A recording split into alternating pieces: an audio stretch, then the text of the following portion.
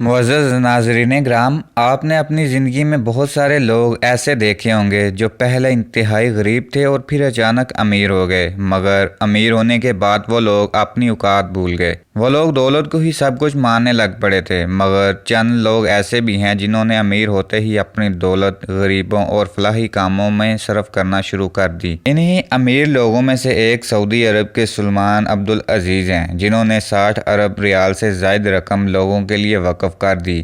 ان کے بارے مزید بتانے سے پہلے آپ لوگوں سے گزارش ہے کہ اگر ابھی تک آپ نے ہمارا چینل سبسکرائب نہیں کیا تو چینل سبسکرائب کر لیں۔ سعودی عرب کے شہر القصیم میں واقع کھجوروں کے ایک باغ میں کم و بیش کھجور کے 2 لاکھ درخت ہیں اور یہ باغ راہ اللہ میں وقف ہیں۔ اس باغ میں 45 قسم کی کھجوریں ہوتی ہیں۔ یہاں کی سالانہ پیداوار 10,000 ٹن کھجور ہے۔ یہ باغ روئے زمین میں پائے جانے والا سب سے بڑا لوگوں کے لیے وقف کردہ باغ ہے۔ اس باغ کی آمدنی سے دنیا کے مختلف ممالک میں مساجد کی تعمیر، خیراتی کام اور حرمین شریفین میں افطاری کے دسترخوان لگائے جاتے ہیں۔ یہ باغ سعودی عرب کے امیر شخص سلمان عبدالعزیز نے اللہ کی راہ میں وقف کیا تھا۔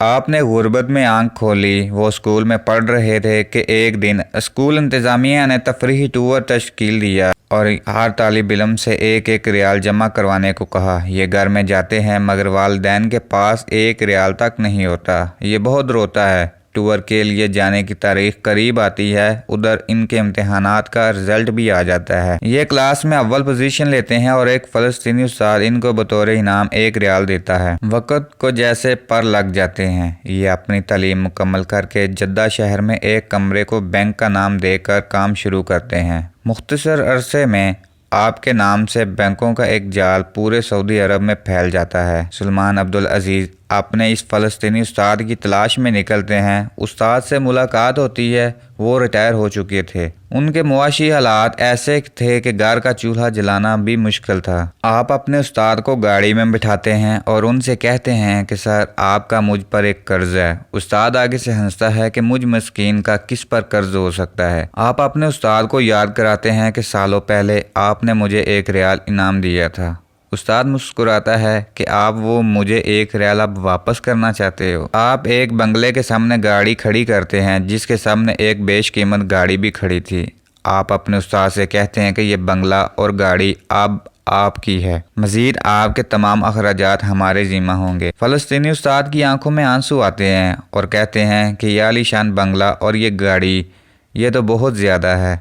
آپ کہتے ہیں کہ اس وقت آپ کی جو خوشی ہے اس سے بڑھ کر میری خوشی کا عالم تب تھا جب آپ نے مجھے 1 ریال انعام دیا تھا۔ ایسے محسن شناس کو اللہ کبھی در بدر کی ٹھوکریں کھانے نہیں دیتا۔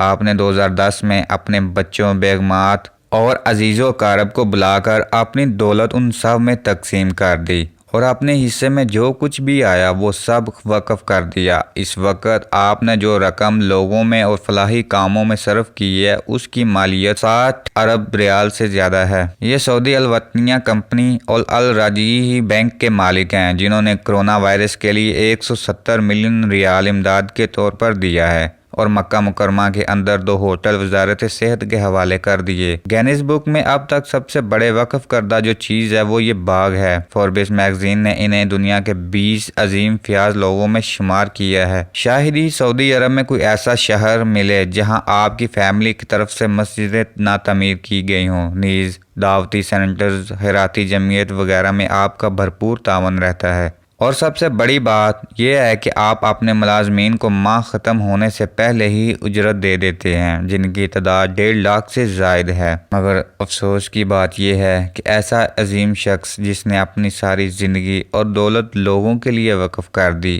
آج وہ اس دنیا میں نہیں رہا۔ اللہ تعالی ہم سب کو نیک کام کرنے کی توفیق دے۔ ویڈیو اچھی لگے تو ویڈیو کو لائک کرنا نہ بھولیے گا۔